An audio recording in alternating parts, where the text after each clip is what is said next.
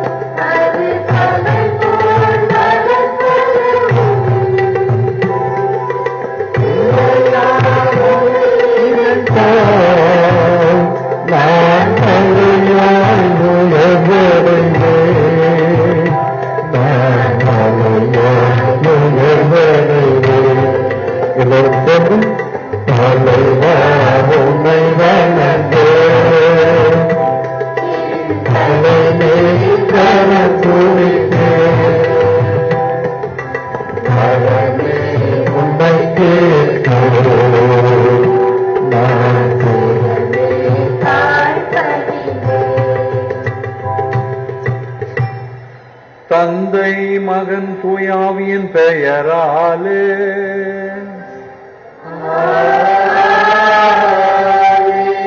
நம் ஆண்டவராகிய இயேசு கிறிஸ்துவின் அருளும் கடவுளின் அன்பும் தூய ஆவியின் நட்புறவும் உங்கள் அனைவரோடும் இருப்பதாக.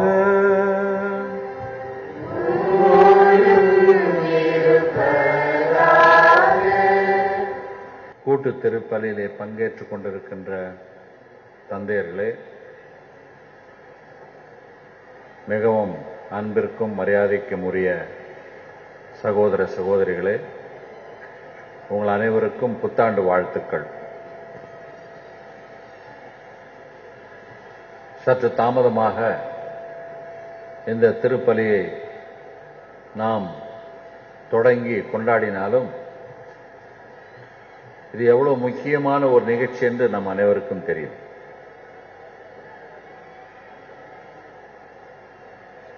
இந்த புதியதொரு ஆண்டை இறைவன் நமக்கு கொடுத்ததற்காக நாம் நன்றி கூறுவோம்.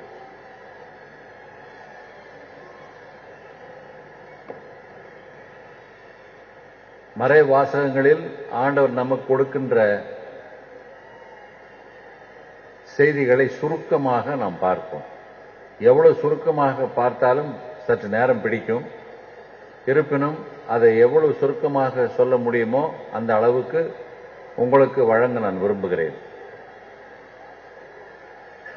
தோமையார் திருத்தலத்திலே ஆங்கில பூசை நிறைவேற்றிவிட்டு அங்கிருந்து வருவதற்கும் இங்கு இடைவெளியிலே போக்குவரத்து அதிகமாக நெரிச்சல் இருந்த காரணத்தினாலே உள்ளே வர முடியவில்லை. அதே நற்செய்தி உங்களுக்கு தமிழிலே வழங்கும். முதல் வாசகம் எண்ணிக்கை நூலிலிருந்து, அதாவது எண்ணாகமத்திலிருந்து எடுக்கப்பட்டது. மோயிசன் வழியாக ஆரோனின் சந்ததியார் அவர்கள் குருத்துவ குலத்தினர். ஆரோனுடைய சந்ததியார் குருத்துவ குலத்தினர். மக்களுக்கு எப்படி ஆசீர் வழங்க வேண்டும் என்று அந்த வாசகத்திலே சொல்லப்பட்டிருக்கு. இதெல்லாம் நீங்கள் பார்த்துக்கிட்டு வரணும், அல்லது உங்க கையில் பைபிள் இருந்தால் நல்லா இருக்கு. முதல் வாசகத்திலே வாசிக்கப்பட்டது. எப்படி ஆசீர் கூறணும்? முதலாக ஆண்டவரை உங்களுக்கு காப்பாராக என்று முதலில் ஆசீர்வாதம் கொடுக்கணும். ஆண்டவருடைய ஒளி உங்கள் மேல் இருப்பதாக,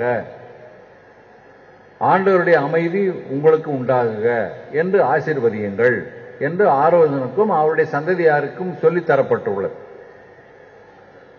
ஒரு ஆசீர்வாதம் கொடுக்கறதுனா அப்படிதான் இருக்கணும். ஆனா நம்ம பேருக்கு இந்த மாதிரி ஆசீர்வாதம்லாம் அவ்வளவு சீக்கிரம் வராது. எப்படி ஆசீர்வாதம் கொடுக்கறதுன்னா, நீ பாழா போகணும், நீ நல்லா இருப்பியா, உன் குடி ஒழுங்கா இருக்குமா, கெட்டு போகணும், இப்படி மற்றவங்களை பழிக்கிறதுக்கு தான் நம்ம நல்லா கத்து வச்சிருக்கிற மொழிய மற்றவர்களை வாழ்த்துவதற்கு நமக்கு தெரியாது. சரி, ஆசீர்வாதம்னா வாழ்த்துறதுன்னு வச்சுக்கங்களேன், மற்றவர்களை வாழ்த்து தெரியணும். இது தமிழ் பண்பாடு மட்டுமல்ல, உலகத்தில் இருக்கின்ற எல்லா மக்களுடைய பண்பாடு கூட. குறிப்பாக நமது திருமறையிலே நமக்கு கூறப்பட்டிருக்கின்ற ஒரு அழகான பண்பாடு, ஆன்மீக பண்பாடு. பிறரை வாழ்த்தணும், புத்தாண்டில் வாழ்த்தணும். மாமியாரெல்லாம் மருமகளை வாழ்த்திக்கிட்டே இருங்க. இந்த 2009ஆம் ஆண்டுல கொஞ்சம் வாழ்த்துங்க. வாழ்த்திட்டு இன்னும் கொஞ்ச நாளைக்கு ஆண்டவர் உங்களுக்கு உயிர் கொடுத்தா இருங்க. அது 2009 பூடிச்சுனா கூட கடவுள்கிட்ட நல்லா அவருடைய அருளோடு நம்ம கல்லறைக்கு போய் சேருவோம். ஆகவே